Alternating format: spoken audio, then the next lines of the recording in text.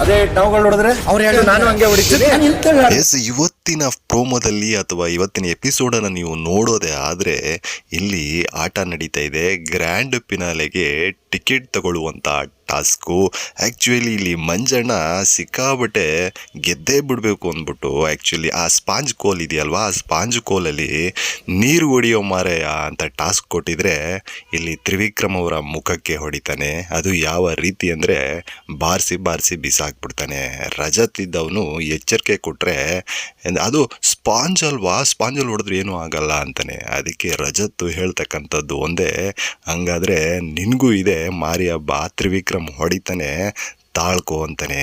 ಇಲ್ಲಿ ತಾಳ್ಮೆಯಿಂದ ಆಟ ಆಡ್ತಾ ಇರ್ತಕ್ಕಂಥದ್ದು ತ್ರಿವಿಕ್ರಮ್ ಅವರು. ತ್ರಿವಿಕ್ರಮ್ ಅವ್ರಿಗೆ ತಾಳ್ಮೆ ಇದೆ, ಆದರೆ ಫಿನಾಲೆಗೆ ಹೋಗೋಕೆ, ಆಟ ಆಡೋಕ್ಕೆ ಟಿಕೆಟ್ ಸಿಗುತ್ತಾ ಇವರಿಬ್ಬರ ಜಟಾಪಟಿಯಲ್ಲಿ?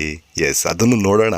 ಆದರೆ ಇಲ್ಲಿ ಇನ್ನೊಂದು ಕಡೆ ನೀವು ನೋಡ್ತಾ ಇರ್ಬೋದು, ಹನುಮಂತು ಮತ್ತು ನಮ್ಮ ಧನರಾಜು ಅವರಿಗೆ ನೀರು ಕೆಳಗಡೆ ಬೀಳಿಸುವಂಥ ಈ ಒಂದು ಟಾಸ್ಕಲ್ಲಿ ಒಳ್ಳೆ ಫೈಟೇ ಬಿದ್ದಿದೆ. ಇಲ್ಲಿ ಧನರಾಜ್ ಅವರ ನೀರು ಕೂಡ ಕೆಳಗಡೆ ಬೀಳುತ್ತೆ.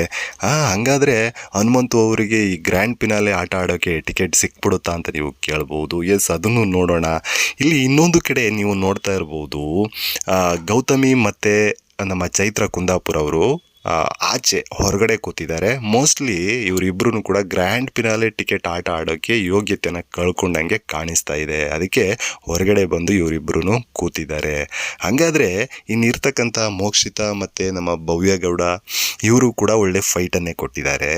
ಇಲ್ಲಿ ನಾವೆಲ್ಲರೂ ಕೂಡ ಕ್ಯಾಲ್ಕುಲೇಷನ್ ಮಾಡಬೇಕಾಗಿರೋದು, ಈ ಗ್ರ್ಯಾಂಡ್ ಫಿನಾಲೆ ಟಿಕೆಟ್ ಪಡ್ಕೊಳ್ಳೋಕ್ಕೆ ಯಾರಿಗೆ ಯೋಗ್ಯತೆ ಇದೆ, ಯಾರಿಗೆ ಟಿಕೆಟ್ ಸಿಗುತ್ತೆ ಆಟ ಆಡೋಕ್ಕೆ, ಕೊನೆಗೆ ಗ್ರ್ಯಾಂಡ್ ಫಿನಾಲೆಗೆ ಟಿಕೆಟ್ ಯಾರು ಎತ್ಕೊಳ್ತಾರೆ.